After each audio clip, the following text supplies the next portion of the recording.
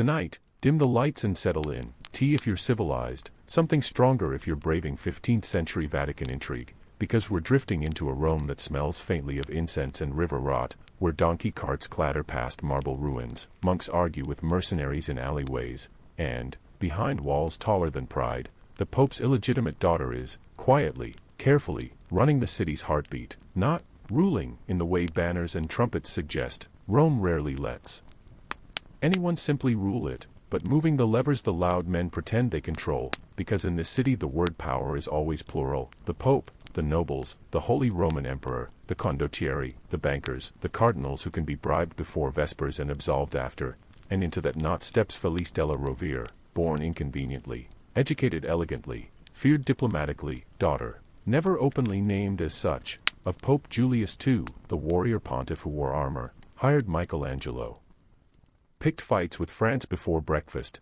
and believed cannon were a sacrament. So breathe in, slow and easy, and we'll drift through her world, the Renaissance Vatican, where illegitimate children were both scandalous and predictable, where popes collected frescoes and mistresses with equal zeal, and where being the Pope's daughter could make you the most powerful woman in Italy if you played your cards right and never said aloud which deck you were using. Begin in Rome around 1480, when Felice, likely born c. 1483 to Lucrezia, 60 and still spoiling for wars, marching under keys and cross while personally overseeing sieges and foundations. From a new St. Peter's to the Sistine ceiling he bullied out of Michelangelo, and in his wake Felice didn't stride into the apostolic palace as the Pope's daughter, too obvious for Rome, but orbited through noble houses and prudent alliances, marrying John Giacomo della Rovere, a tidy arrangement to keep the surname neat, widowhood following quickly, and instead of retreat she expanded estates, balanced books, and slipped into the role Rome needed,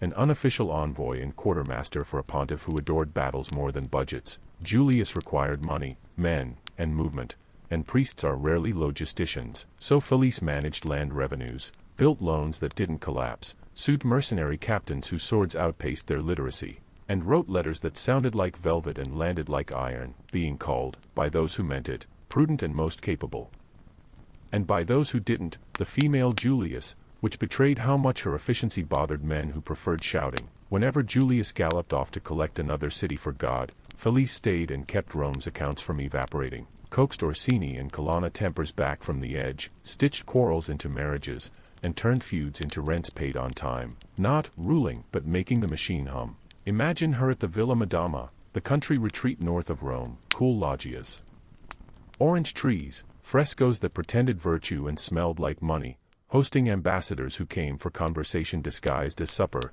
paging through grain totals between Virgil quotations, instructing gardeners, placing artists where papal eyes might notice them, and, whenever chaos flared, Renaissance Italy's favorite weekday, closing the shutters and waiting the storm out over account books. Still, being the Pope's daughter meant a reputation that had to exist and not exist at once, publicly. A noble widow, privately the worst-kept secret in Christendom, so some envoys tried to use her as a door to Julius while others snubbed her to prove their holiness, and she threaded the narrow path between influence and scandal by leaning into results, becoming the landowner bishops hesitated to cross, enforcing rents with courtesy and steel, drafting letters that smiled and bit, and proving, quietly, that competence outlives gossip.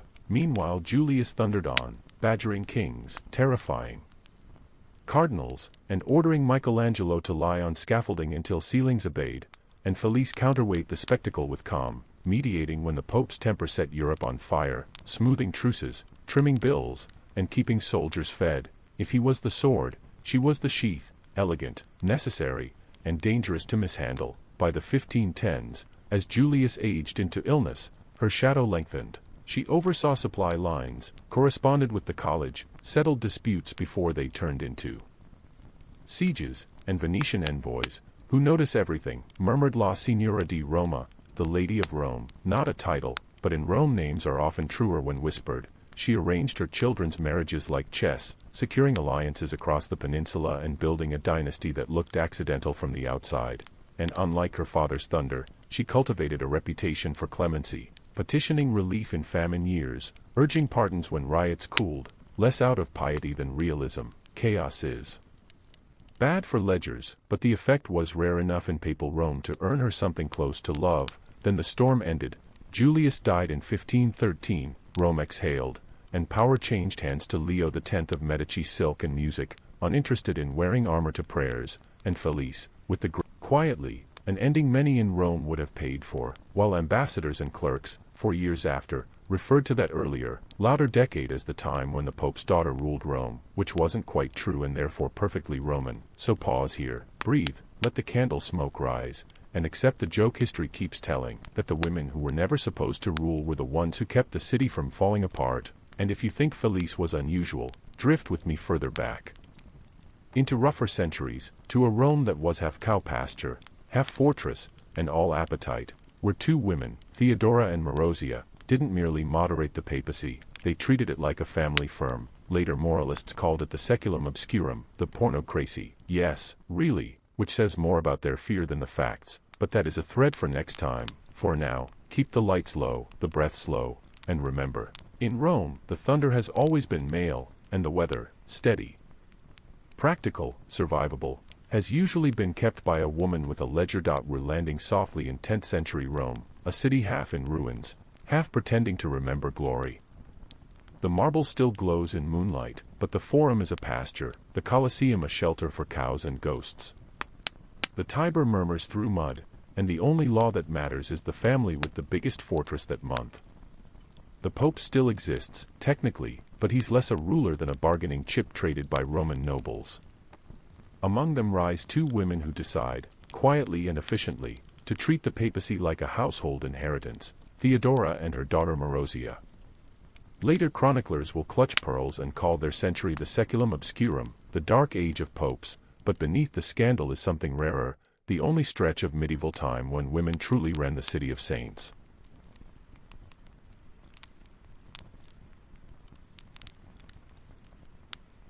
Theodora's husband, Theophylact, carries the titles, consul, military commander, keeper of the papal treasures, but everyone knows who gives the orders.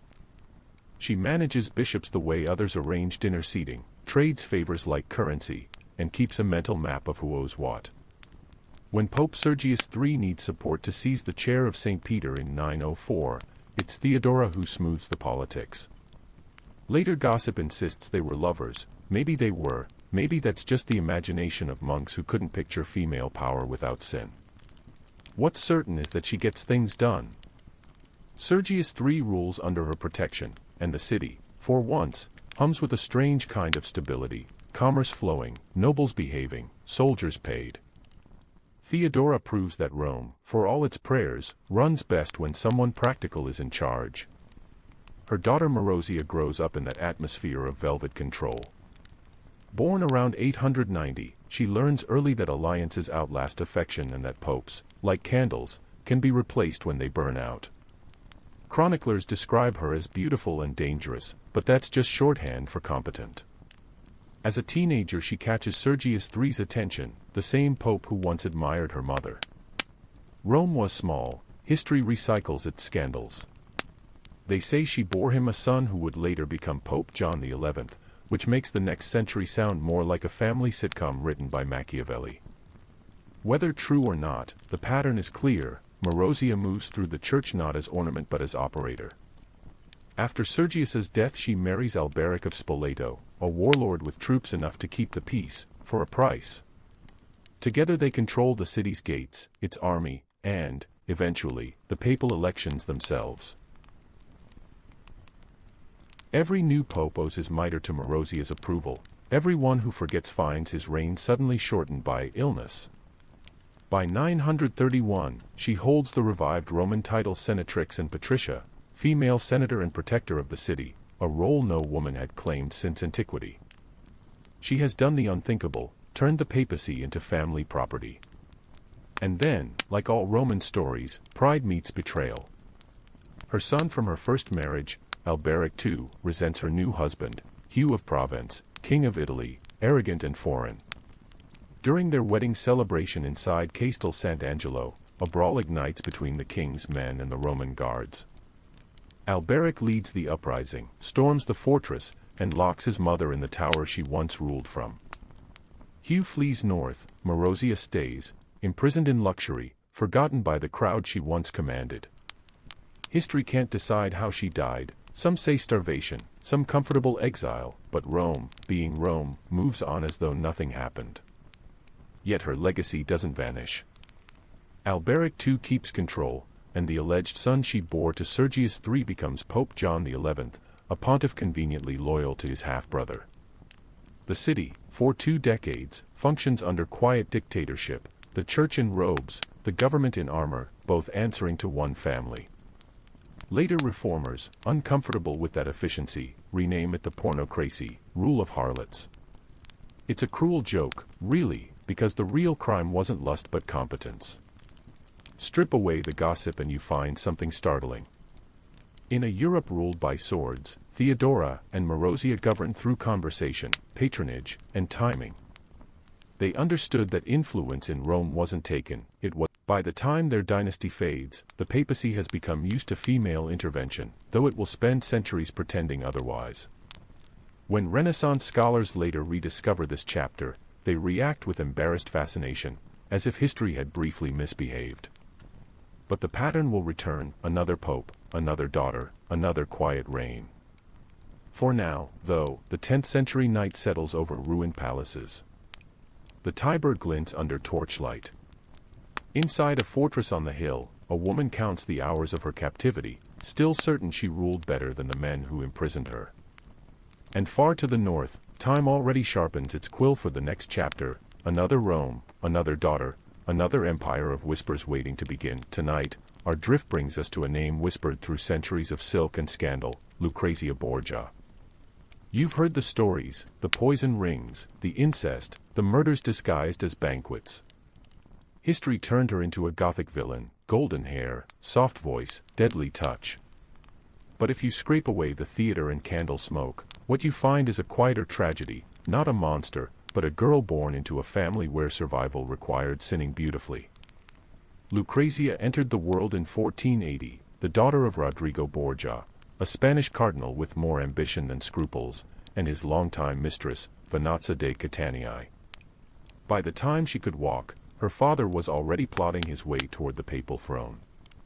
By the time she could read, she'd learned the first rule of Rome: love is temporary, alliances are paperwork. Rodrigo was charming, corrupt, and unstoppable, fluent in 6 languages, fluent also in bribery. He bought power the way others bought bread. In 1492, his gamble paid off. Rodrigo became Pope Alexander. They were outsiders, Spaniards in an Italian court, and they compensated with spectacle. Their dinners were legend, fountains flowing with wine, singers from Seville, gold plates engraved with the papal crest. Every gesture said, "We belong here, and we're richer than sin." For Rodrigo, power was theater, and his daughter was one of the stage's most elegant props. Her first marriage came at 13, Giovanni Sforza, a nobleman from Milan with a good name and average charm. It was a political handshake disguised as love, a union meant to cement peace between 2 volatile families. For a time, it worked. Then, as always, politics shifted. Giovanni's usefulness expired, and Pope Alexander decided to annul the marriage. But annulments required justification, so Rome heard the rumor that Giovanni was impotent. Humiliated, he fled, and in his rage claimed the Pope only wanted to hide that Lucrezia was sharing her father's and brother's bed. A lie born from vengeance, but lies told in Rome have long half-lives. That single accusation turned a young girl into one of history's most infamous women. Let's talk about that brother, Cesare Borgia, her mirror and shadow.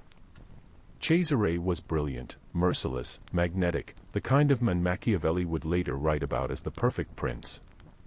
Together they were seen everywhere, dancing at feasts, whispering in corridors, exchanging glances that gossip twisted into nightmares. They weren't lovers. They were survivors, trapped in the same gilded cage. Yet whenever a rival died mysteriously, and many did, people said, "Ah, the Borgias again." Poison became their brand, and Lucrezia their poster girl. The truth? There's no record of her poisoning anyone. The infamous poison ring, that jeweled little myth, doesn't appear in any contemporary document. It was invented later by writers who preferred drama to evidence. Did the Borgias poison people? Undoubtedly. But it wasn't Lucrezia's hand holding the chalice. Her power was subtler: charm, timing, silence. She learned that in Rome, words kill faster than venom, and gossip lasts longer than kings. By 1498, she was married again, this time to Alfonso of Aragon, a young, handsome duke with the kind of tragic optimism that doesn't end well in papal Rome. This marriage, oddly, seemed happy. They laughed. They had a son.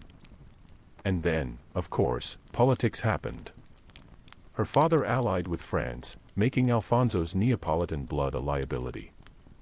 One night, masked men attacked Alfonso in the Vatican courtyard. He survived the first attempt, only to be strangled in his bed weeks later, allegedly by Cesari's orders. Lucrezia wept, withdrew into a convent, and for a brief moment the whole city wondered whether the angel of poison might simply die of grief. But she didn't. The Borgias never disappeared, they reinvented. 2 years later, Lucrezia was married off again, this time to Alfonso d'Este, heir to the Duchy of Ferrara, one of the most cultured courts in Italy. The Este family hated the idea. To them, she was papal scandal wrapped in lace. But politics outweighed disgust, and when Lucrezia arrived, the courtiers braced for sin. Instead, they met a quiet, educated woman who preferred books to banquets.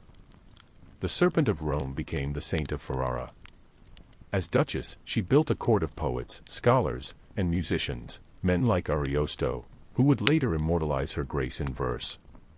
She managed finances with precision, reformed charities, corresponded with theologians. Even Erasmus praised her intellect. For centuries, men would turn her into whatever their times required: temptress, victim, muse. Victor Hugo wrote her as tragedy. Donizetti gave her an opera. Painters made her the embodiment of sin you could hang on a wall. Each version polished the lie a little brighter. What remains, though, is the quieter truth. Lucrezia was not the destroyer of Rome, she was its reflection, brilliant, corrupt, tired, endlessly reborn. She learned to survive by smiling at monsters and keeping her hands clean while they dripped gold. History punished her not for what she did, but for refusing to stay small. And maybe that's why she lingers, not as villain, but as echo. The Pope's daughter who ruled nothing yet outlasted them all. Her story reminds us that every legend begins as someone's defense, every rumor as someone's revenge. So tonight, if you're still awake, remember this: the woman they called the poisoner was really the antidote, calm, strategic, invisible, keeping her family's madness from consuming itself. Now breathe. The candles are low, the city quiet again. But history's not done whispering. There's one more Rome to visit, one that's rebuilding itself from the ashes the Borgias left behind, pretending it's holy again. And somewhere in those ruins, the same old story waits: the church crowns its sons, but it survives on the patience of its daughters. Before we drift off completely, let's take a slow walk through the afterglow of this story, not the golden kind painted in chapels, but the quieter light that remains after centuries of rumor burn out. The Pope's daughters, Felice della Rovere, Theodora, Marozia, and Lucrezia, were never supposed to shape history. They were supposed to be erased by it. But history, like Rome itself, keeps forgetting to forget them. When you peel away the legends, what you find isn't corruption or sin, it's adaptation. Each woman learned to survive in a world that denied her existence.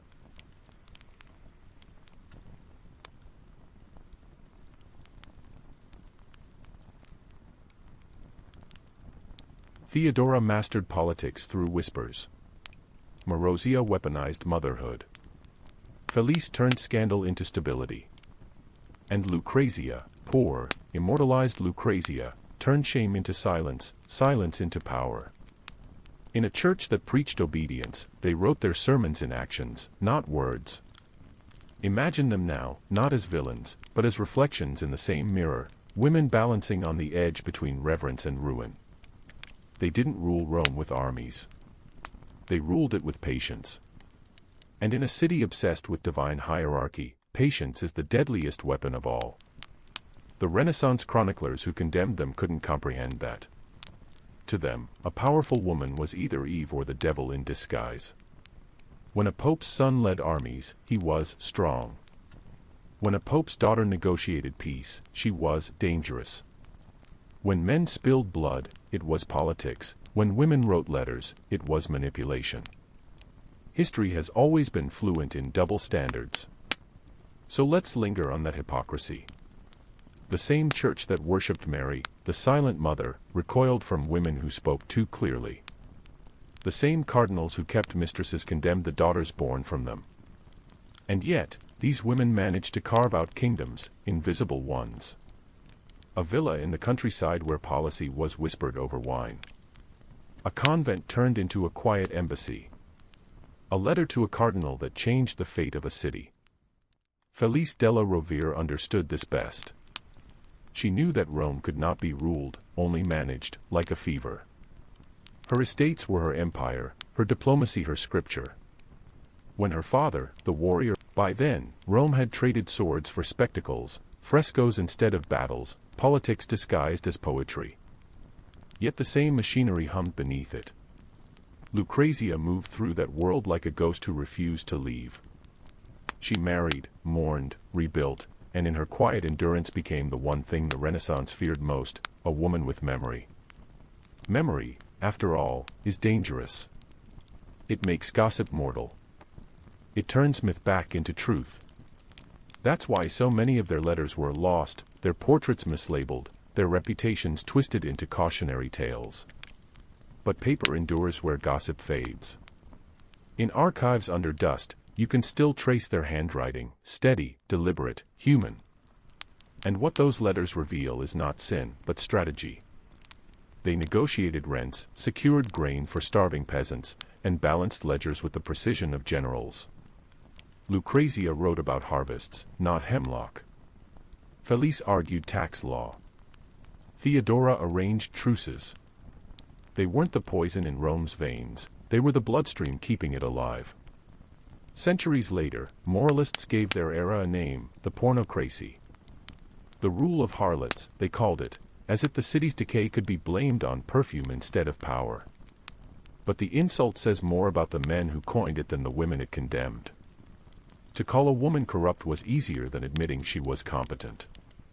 So when you hear the phrase, the Pope's daughter ruled Rome, remember, it wasn't about crowns or armies. It was about subtle dominion, the kind that survives even when erased.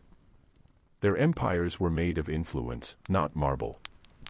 You can't sack influence. One built bridges with silk, one ruled through rumor, one survived by silence. Together, they formed the quiet counterpoint to every sermon ever shouted in St. Peter's Square. And that's the irony of history. The Church canonized martyrs for dying for it, but it forgot to canonize the women who lived for it.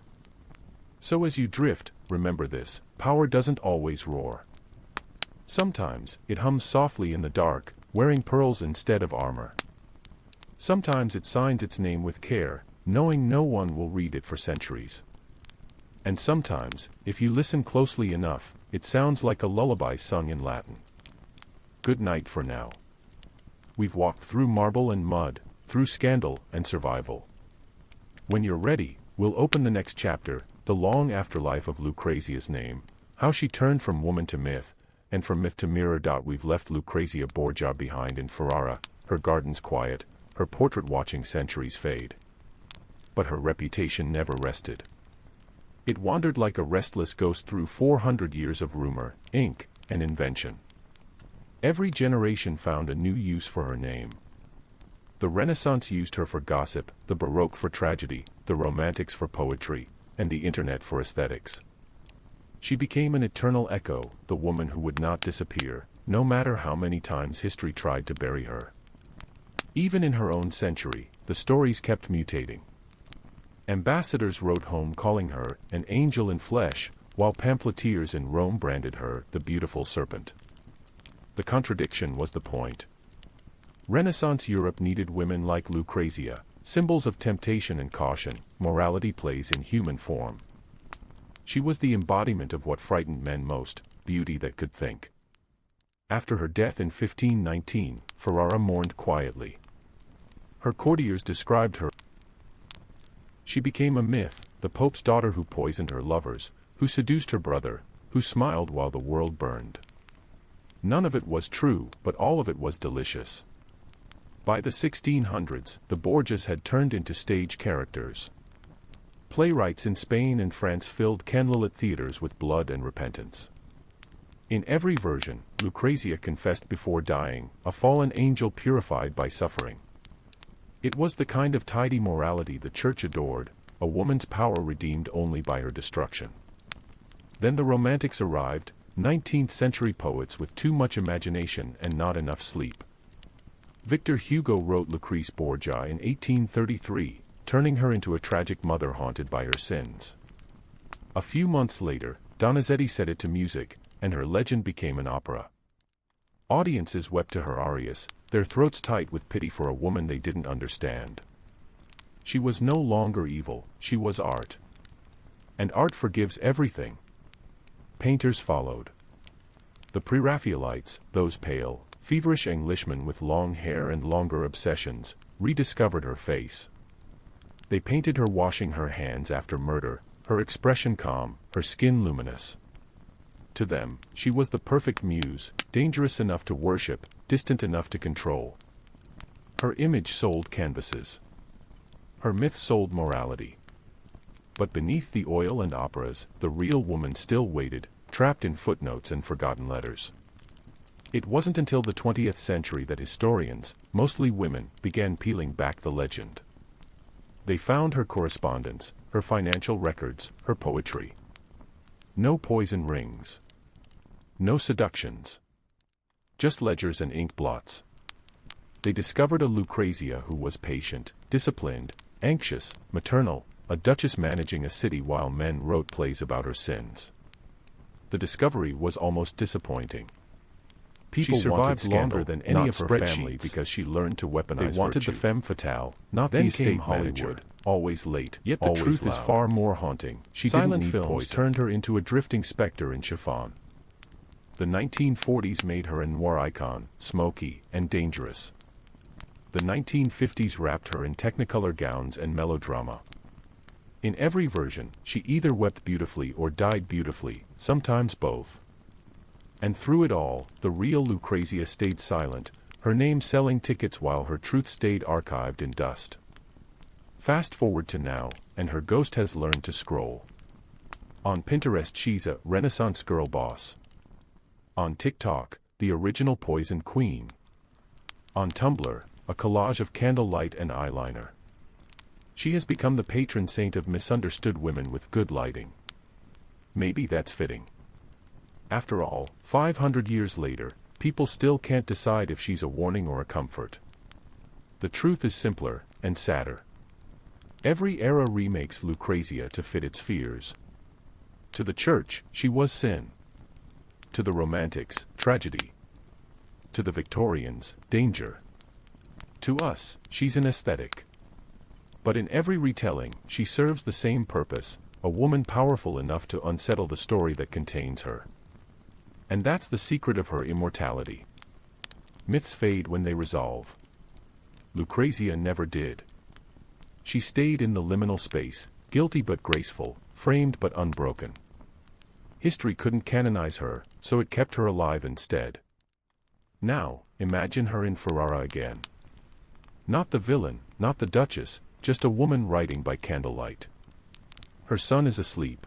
But she ruled outside, the one kingdom rain that lasts longer than both, memory. She dips her quill now, and signs as her the name. Night thins Lucrezia. And the bells of Ferrara begin their slow toll. Let's dim the light a little more.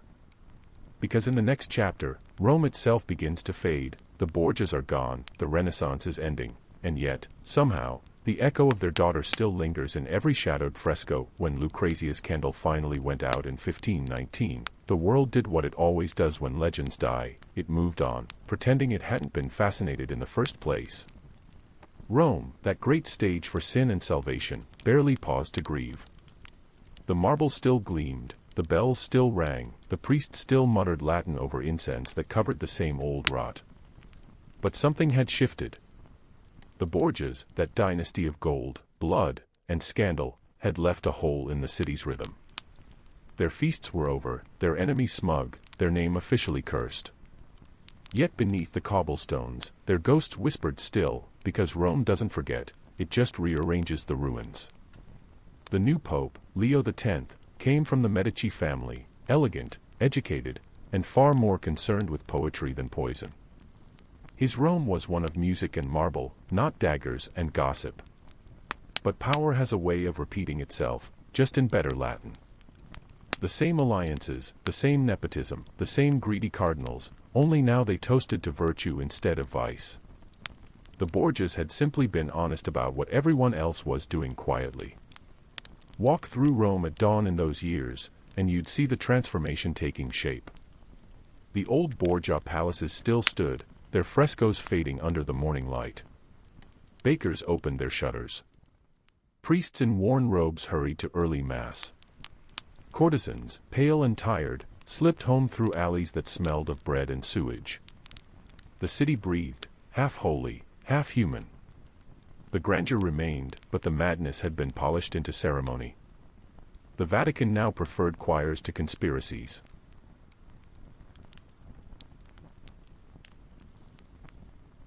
Meanwhile, up north in Ferrara, Lucrezia's presence lingered like perfume.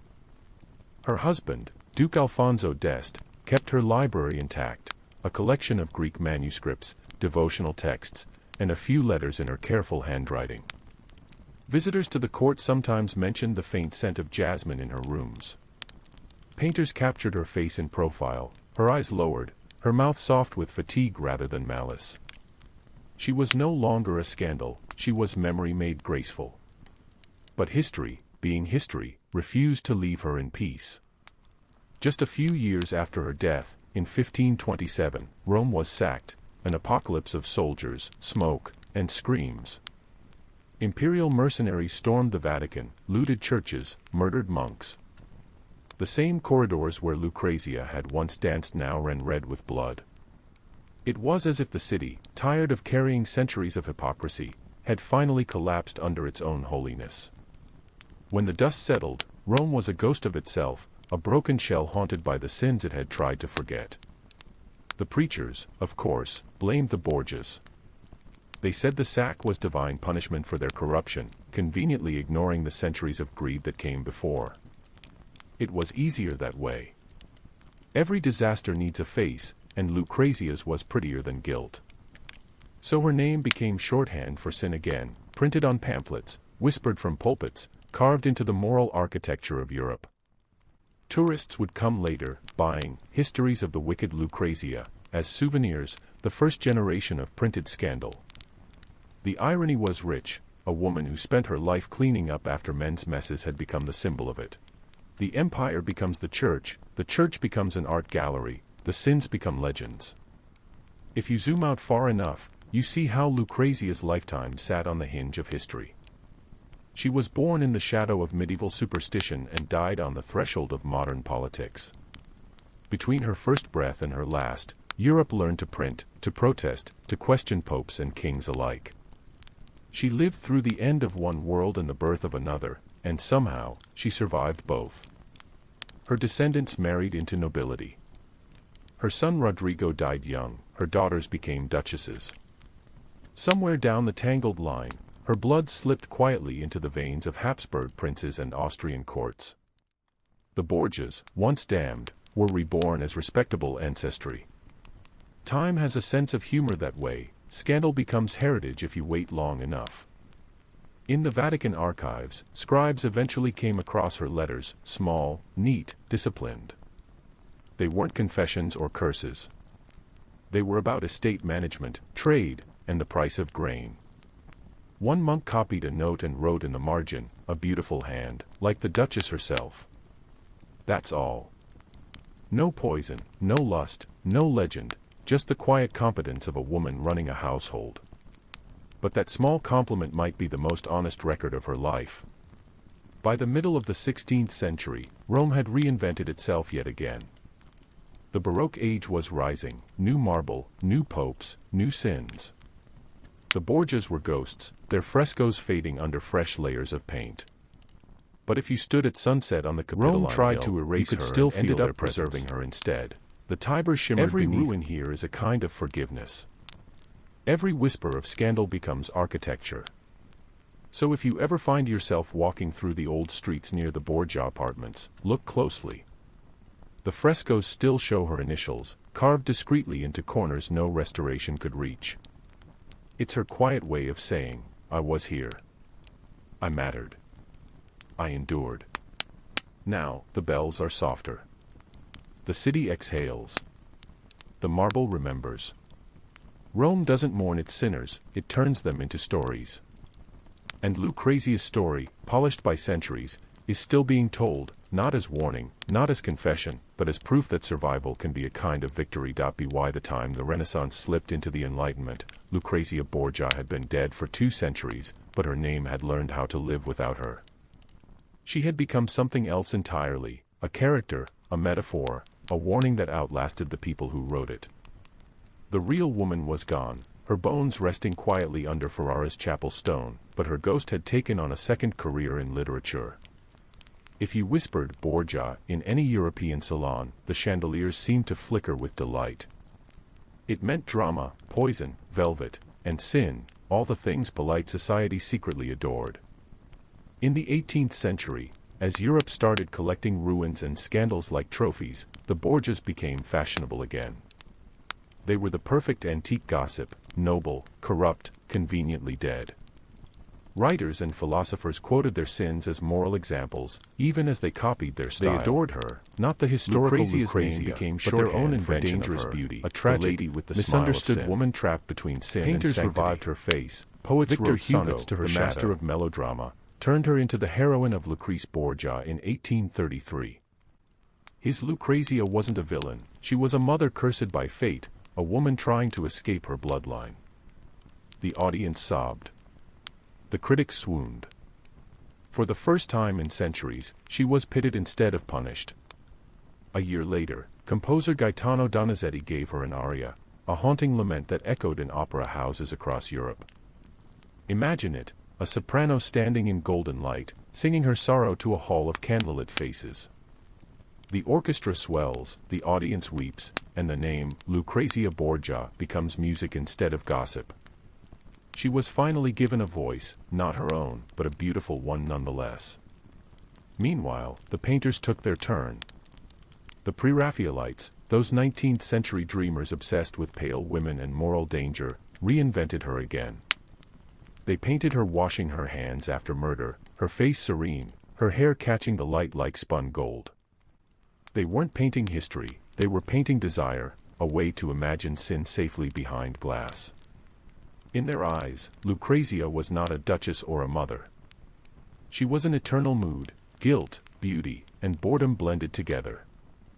But even as the myth glittered, the truth was quietly fighting to surface. In dusty archives, historians began reading her letters, her estate ledgers, her marriage contracts. The more they found, the less she resembled her legend. The real Lucrezia was patient, organized, protective of her children. She worried about grain shipments, argued with bankers, paid her servants on time. There were no poison rings, no whispered murders, just meticulous handwriting and careful diplomacy. The scandal was silence. She had been ordinary, which in women historians in particular, armed with empathy and exhaustion, early 20th century, looked at the myth scholars and said, began to repair her image. They rewrote her story, not as a tragedy or a cautionary tale, but as a case study in survival. And yet, even as they tried to free her, new storytellers arrived to gild her cage again. Hollywood came next, all spotlights and silk. Silent films in the 1920s made her a ghost floating through marble halls. The 1940s gave her shadows and violins, the noir version of the Duchess, caught between morality and mascara. In the 1950s, Technicolor turned her into a saintly blonde with excellent posture and terrible luck. Each decade polished her differently, but never truthfully. In every version, she was either dying or regretting it beautifully. And then came television. The 2010s brought two different series, the Borgias and Borgia, Faith and Fear, competing to retell the family saga. This time, the lighting was cinematic, the sin was slow motion, and Lucrezia finally got to make her own choices on screen. For the first time, she was written as something closer to real, smart, kind, calculating, wounded, capable of love and betrayal in equal measure. She wasn't a villain or a victim. She was human, which, ironically, made her more mythic than ever. Now, 500 years after her death, Lucrezia lives another life online. On Pinterest boards, she's labeled Renaissance Girl Boss. On TikTok, her portraits drift through golden filters set to sad violin loops. Tumblr posts call her the patron saint of misunderstood women. It's strange and almost poetic. The woman who was once a warning is now an aesthetic. We've come full circle, gossip turned to art, art turned to content. But maybe that's what she wanted all along, to be remembered on her own terms, even if the world had to keep rewriting those terms forever. Each era needs its own Lucrezia. The Baroque wanted repentance. The Romantics wanted tragedy. The Victorians wanted danger. We just want her peace. And maybe, through all the noise, she finally has it. Because the truth that survives beneath every version is simple: she endured. She lived through scandal, through loss, through history itself. Her name was dragged through centuries of invention, and still, somehow, it's spoken with fascination. That's more power than any crown. So as we sit in this quiet space between myth and memory, let's picture her not as the poisoner or the penitent, but as what she truly was, a survivor who learned the art of silence. And silence, in a world that worships noise, is the loudest legacy of all. Let the lights dim a little more. The streets of Ferrara are dark now. Somewhere, in a forgotten chapel, her marble effigy rests, eyes closed, lips at peace. The legend will keep whispering, of course. It always does. But beneath it all, the real woman sleeps soundly. Rome is a strange creature. It doesn't age, it moltingly forgets. Layers of empire, faith, ruin, and rumor press into one another until no one remembers what lies underneath. You can walk down a street and touch time itself, stone that knew emperors, archways that once held Borgia banners, walls that absorbed the whispers of popes and their daughters. By the 16th century's end, the world that had created Lucrezia was already dissolving, but the scent of her, powder, parchment, jasmine, lingered like something too polite to leave. If you go early enough, before the tourists, before the car horns, you might hear the low hush of the city breathing.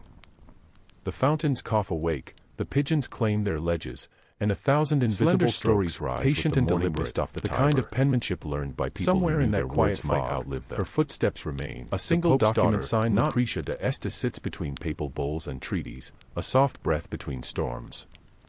Archivists photograph it carefully, note the ink composition, and move on. But for a moment, in that lamplit silence, she exists again, not as myth, not as villain, but as evidence. Outside those walls, Rome continues its endless theater.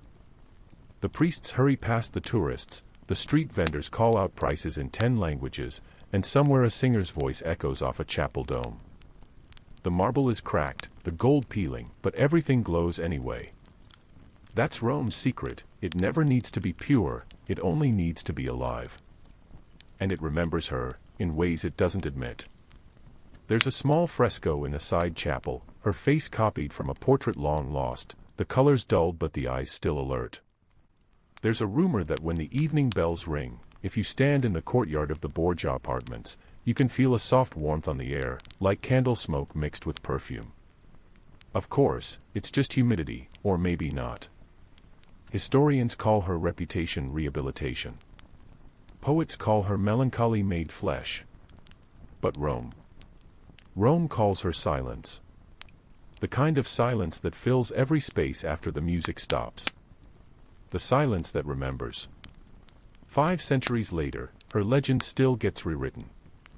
Every essay adds a footnote, every filmmaker adds a new shade of gold to her hair. The internet, ever hungry, repackages her as the original femme fatale, the Renaissance girl boss, the duchess who outlived gossip. They meme her sigh, her sorrow, her eyeliner, but not her patience. No one ever goes viral for endurance. And yet, that's what she left behind. Not scandal. Not confession. Endurance. The quiet art of staying alive in a world that feeds on women's reputations.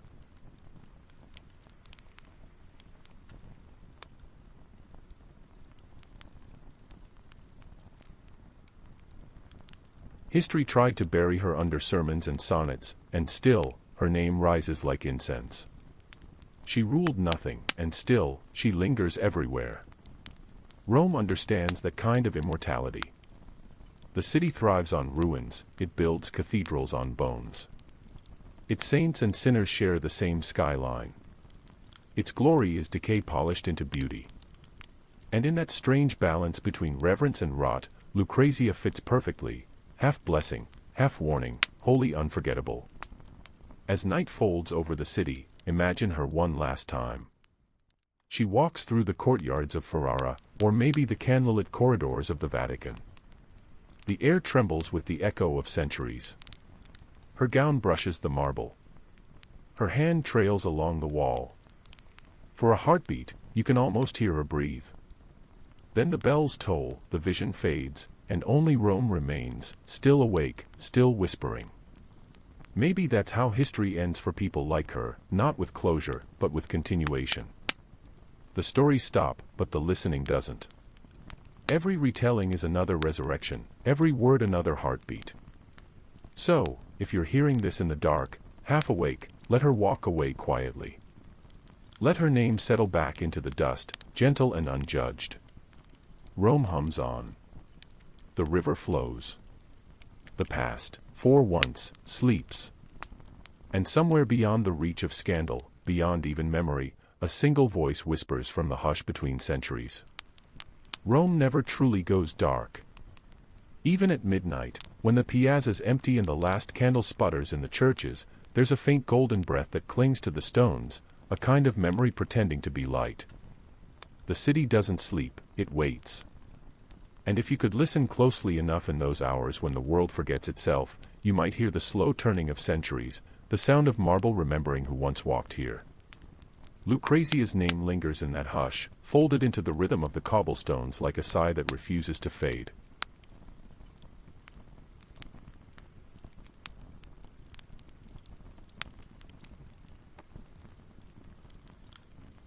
It's strange to think that all the lives that once shaped this place, the popes, the painters, the lovers, the liars, are gone, and yet their stories still circle like moths around a candle that never goes out. The Borgia palaces are museums now, their frescoes restored, their sins rebranded as heritage. Tourists pass through with cameras, taking pictures of walls that once heard secrets whispered too quietly to survive. A guide's voice echoes through the corridors, "Here, Lucrezia Borgia once dined." No one pauses long enough to imagine her sitting there, her hands folded neatly in her lap, her mind miles away from whatever rumor history would invent next. But imagine her anyway. The dinner table is long, lit by candlelight and laughter that sounds rehearsed. The air smells of oranges and wax.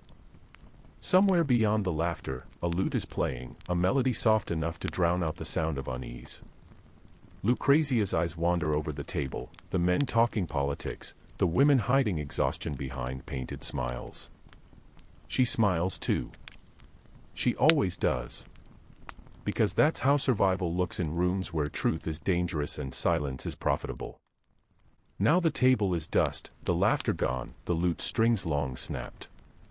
But her stillness remains, that perfect composure carved into every retelling of her story. People called it mystery, or guilt, or allure. But maybe it was just weariness, the kind that comes from watching the world spin endlessly between holiness and hunger. Outside the walls, Rome rebuilds itself for the 100th time. The same hands that once held swords now hold pens, brushes, microphones. The medium changes, the vanity doesn't. Even now, artists and writers keep resurrecting her, each one certain they've finally captured who she was. Yet the more they paint, the less she resembles herself. That's how myth works. Every time you touch it, it changes shape. And maybe that's the secret she carried, that immortality isn't divine, it's distortive. You don't live forever by being remembered correctly. You live forever by refusing to be understood. That's what keeps you echoing in people's minds, not accuracy, but ambiguity. Rome has always known this. It's why its ruins are beautiful, not because we understand them, but because we don't. Somewhere near the Piazza Venezia, where traffic roars over the ghosts of empires, a street musician plays the same melody that might have drifted through Lucrezia's villa once upon a time. No one notices, but the sound fills the air just the same. It belongs to no one now. That's how all stories end, not with applause, but absorption. In the archives, another historian turns another fragile page. The ink has faded to brown, the handwriting steady, unhurried. She reads aloud a few lines of a letter about harvests and household repairs. "A fine crop this year," Lucrezia wrote, "though the rain has made the roads impassable. Nothing scandalous. Nothing eternal. Just the ordinary notes of a life still being lived." Yet somehow that line feels more alive than all the legends written in her name. The scholar smiles, gently blows dust from the page, and closes the book. The air smells faintly of wax and time. If you walk through Rome now, past the ruins, the basilicas, the fountains that glitter like spilled stars, you might feel it too, that soft pressure in the air, like someone breathing behind you but never speaking. That's not fear. It's memory. The kind that doesn't demand attention, only acknowledgement. The kind that hums beneath your heartbeat and reminds you that history was never about kings or crowns or even popes. It was always about the people who endured them. Lucrezia didn't rule Rome, but Rome remembers her anyway. Not in statues or scripture, but in the spaces between, the pauses, the echoes, the scent of old paper and rain. She became what the city itself is, contradiction made flesh, beauty built on ruin, silence that refuses to die. So if tonight feels too quiet, and your mind won't rest, listen for that sound, the faint, endless heartbeat of a city that never learned how to stop telling stories. You might hear her name in it, not as gossip, not as prayer, but as rhythm. Because even now, centuries later, her story still walks through Rome in soft shoes, blending into the hum of eternity.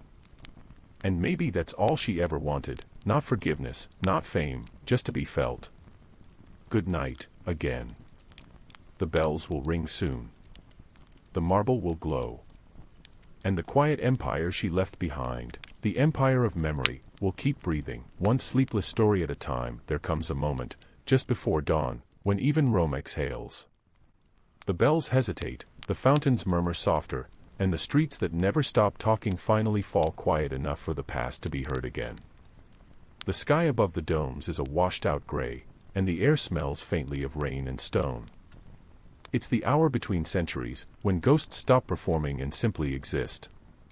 Somewhere in that half-light, if you listen carefully, the story of Lucrezia Borgia folds itself shut like the last page of a long-forgotten book. She never asked for immortality, but history granted it anyway, in whispers, in paint, in lies polished until they gleamed like truth. Yet beneath every version of her, the poisoner, the penitent, the duchess, the myth, there was always a quieter woman, one who loved gardens, feared loneliness, and preferred stillness to spectacle. The world mistook her silence for sin, her grace for guilt, her endurance for manipulation. And maybe that was inevitable. Rome has always been better at sculpting saints from stone than understanding women made of flesh.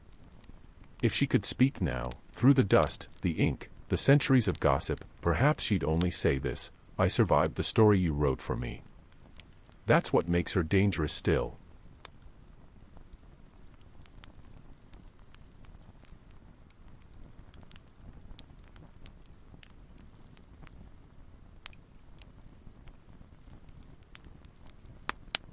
Not the imagined poisons or the whispered affairs, but the simple fact that she endured everything designed to erase her. The church forgave its warmongers, its schemers, its tyrants, but a woman who stayed visible, calm, and competent. That was unforgivable. So they turned her into a legend instead. And like all good legends, she outlived her makers.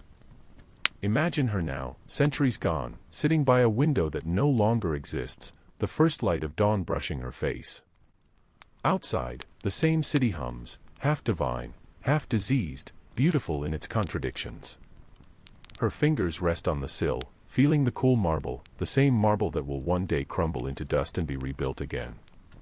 She knows this, nothing ends in Rome. It just changes names. Maybe that's why her story fits this city so perfectly. Both learned how to survive through transformation. Rome became the church to outlive the empire. Lucrezia became myth to outlive her reputation. Between them lies the oldest secret of endurance: when truth is denied you, turn yourself into a symbol, and symbols never die. In the centuries since, scholars have tried to free her from her legend, peeling back each layer of invention like wallpaper in a forgotten villa. But each truth they uncover only reveals another story beneath it. That's the problem with myths: they don't dissolve, they multiply. And maybe that's fine. Maybe her survival depends on being half imagined. Even now, somewhere in Ferrara, the cathedral bells ring the hour, echoing through corridors she once walked. Dust drifts in beams of light over her tomb. Tourists pass without noticing. But the air around her grave is oddly still, as if even the centuries pause out of courtesy. Her marble effigy lies with eyes closed, hands folded, Rome keeps mouth serene, the eternal posture of someone the reflections of 1,000 stories, emperors, martyrs. She is not asking to be understood anymore. Quiet duchess who refused to vanish. She has already won the one battle. Every sunrise paints the same light across the same stones, and as if time itself were practicing forgiveness. That's the beauty of this city: it doesn't choose between saints and sinners. It keeps them both, side by side, in marble and rumor. So tonight, as the final candle burns low, let's end where we began, not with scandal, but with silence. Picture the city from above, domes glowing like embers, the river gliding through the ruins, the narrow alleys breathing out the night's last secrets. Somewhere, far below, a single name echoes faintly in the stone: Lucrezia. Not a curse. Not a prayer. Just a memory, steady, soft, unafraid. The story is over now, but the hum remains, the quiet pulse of history that never stops, that beats through every retelling, every whisper, every sleepless hour spent listening for the past. And if your eyes are heavy now, let them close. The marble will keep watch. The bells will mark the hour.